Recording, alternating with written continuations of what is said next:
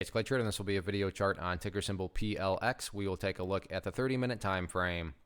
Real quick, what do I mean by 30-minute in case maybe you're new to charts? Instead of each one of these candlesticks here representing 1 day's worth of price action, which is what you would normally see, each one represents 30 minutes. So while this here may look like several days worth of time, it's actually just today's price action broken down into 30-minute time slices. I like to this time frame. I think it does a good job of telling the quote-unquote story of the price, and just makes mapping out levels of support and resistance a bit easier to see. Now, I have done this one before. It's been a little while, but the nice thing about my chart platform, eSignal, is whenever I put up an annotation, no matter how much later I come back, the lines are still there. So that's where all these red and green lines are coming from.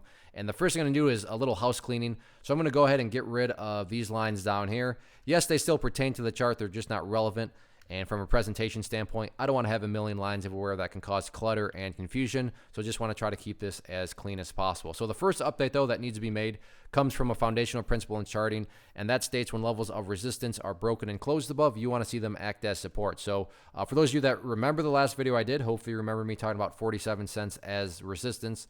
And when the price broke above it, that's where you would want to see it act as support. And talk about a perfect example of that. You could put that right into a textbook here.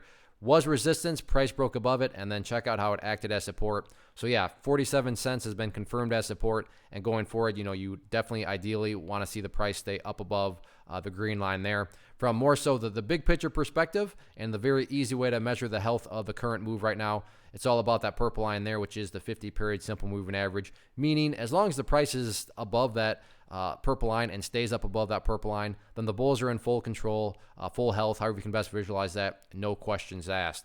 In regards to levels of resistance, still trying to do battle with this 50-cent mark here.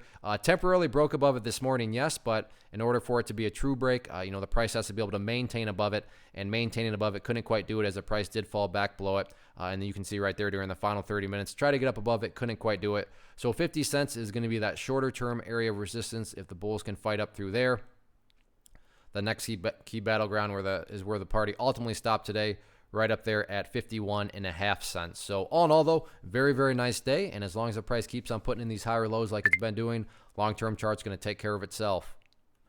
One of the most popular questions I get is, hey, Clay, how do you find the stocks that you trade? So what I've done is put together this free resource guide where I talk about the tools that I use to locate stocks that I find interesting and think may have potential.